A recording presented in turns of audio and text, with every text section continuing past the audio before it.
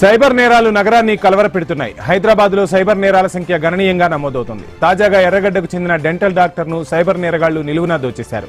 Doctor నుంచి 14 కోట్లు డబ్బులు కొట్టేశారు. ఓ డెంటల్ డాక్టర్ కు ఫేస్బుక్ లో మౌనిక అనే పేరుతో మెసేజ్ వచ్చింది. తాను కష్టాల్లో ఉన్నానని ఆదుకోమని మౌనిక పెట్టిన రిక్వెస్ట్ ను ఆ వైద్యుడు యాక్సెప్ట్ చేశాడు. మాయమాటలు చెప్పి డాక్టర్ ని బుట్టలో వేసుకుంది కిలాడి.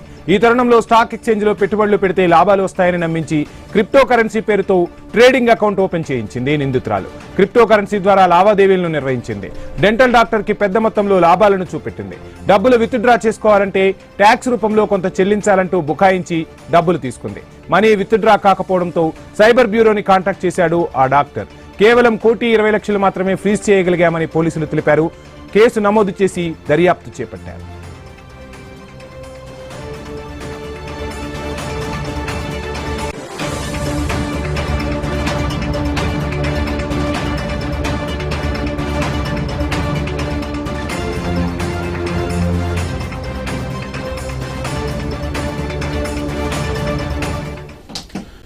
సైబర్ నేరాలు నగరాన్ని కలవరపెడుతున్నాయి. హైదరాబాద్ లో సైబర్ నేరాల సంఖ్య గణనీయంగా నమోదవుతోంది. తాజాగా ఎర్రగడ్డకు చెందిన డెంటల్ డాక్టర్ ను సైబర్ నేరగాళ్లు నిలువునా దోచేశారు.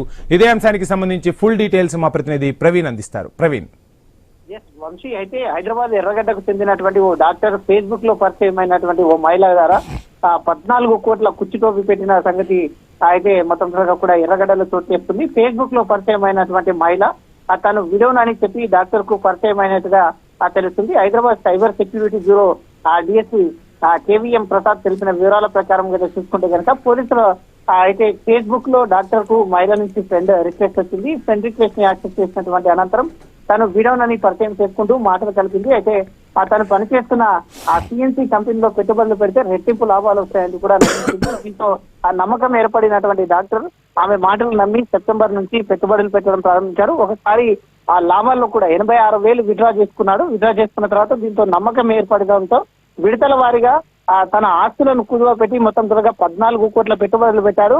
ఆ అమౌంట్ విత్డ్రా చేసుకోవాలంటే 30% ట్యాక్స్ కింద అయితే సుమారుగా 7 లక్షలు మొత్తం 7 కోట్లు చెల్లించాలంటూ కూడా ఒక మెసేజ్ పంపారు. ఇందులో తన తరపున 50% ట్యాక్స్ చెల్లించాలని మౌనిక పేరుతో ఆ డాక్టర్ ను టాప్ చేసినట్టు సైబర్ నేరగాళ్లు అయితే ఆ మెసేజ్ పెట్టారు. నవంబర్ 26 వరకు 60 రోజుల వ్యవధితో మొత్తం టోల్గా 14 కోట్ల 61 లక్ష అయితే డాక్టర్ నుంచి కొల్లగొట్టినట్టుగా తెలుస్తుంది. మోసపోయానని గుర్తించినటువంటి డాక్టర్ నవంబర్ 27న సైబర్ సెక్యూరిటీ బ్యూరోను ఆశ్రయించాడు. స్టార్టింగ్ లో సంబంధించినటువంటి స్క్రీన్ షాట్ కానీ ఆ యొక్క బ్యాంక్ ట్రాన్సాక్షన్స్ కానీ ఆన్లైన్ ట్రేడింగ్ ప్లాట్ఫామ్ లో వివరాలను అన్నింటినీ అందించారు.